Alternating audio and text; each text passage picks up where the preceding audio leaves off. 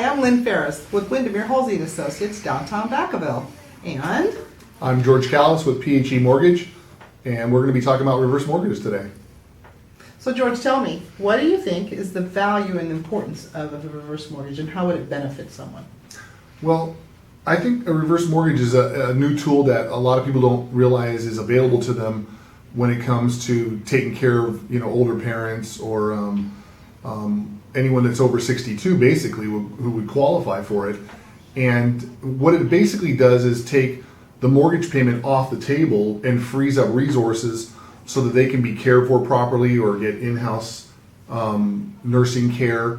And it basically puts them in a situation where they don't have to make the mortgage payment anymore, but they are still responsible for the taxes and the insurance.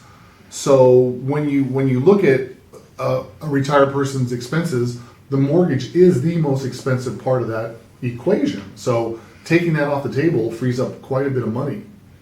So when you're looking and advising, when I'm advising a client and meeting with the families, there's a certain amount of equity that needs to be in the house, correct? Because what I understand is you're pretty much drawing against your equity that respect. Instead of putting the money out every month, you're using your equity to live on the rest of your life. Is that correct? Exactly right.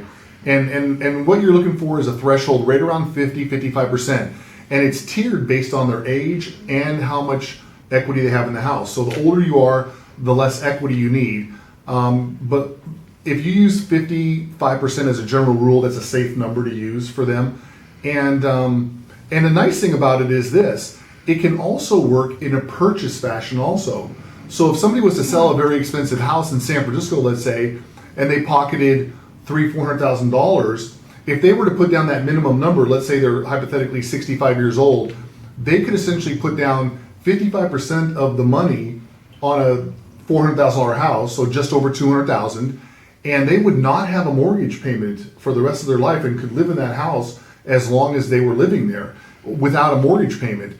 And that would free up the rest of their equity, which they could then use for nursing care or even to travel or whatever else they want to do still. So it frees up a lot of money, and it's a nice way to look at purchasing a house and building it into your retirement plans too. So, Well, and I found that it really took a lot of pressure off people that had a fixed income, and it was concerning to have to make that major house payment when their income was so fixed. And this way there was no burden to them, and there's still equity usually left for the family, and it just takes that burden off.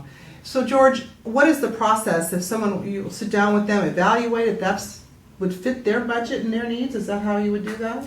correct. You want to look at all the criteria that's involved in getting someone approved for a reverse mortgage, which is their age. They're not so concerned about their credit scores. They're looking at the equity in the house. And then you want to get the family involved too. It's a very important family decision for everybody to be on the same page and make sure it makes sense. And you talked about the equity position. So let's say hypothetically if your parent stayed there and used up all the equity in that house. The new rules say that even if they used above and beyond all the equity that was available in the house, that the siblings can still purchase the house back at a 5% discount of the current market value. So technically someone could buy it back at 5% less the current numbers, even if they used up all the equity. So there's some new rules and some new attributes to the reverse mortgage that I think a lot of people need to explore and take advantage of. I so love that you talk as a family decision, because the couple that I have done with families, it was a family decision, and they have to do a phone call credit counseling class too, so they know what they're getting involved in.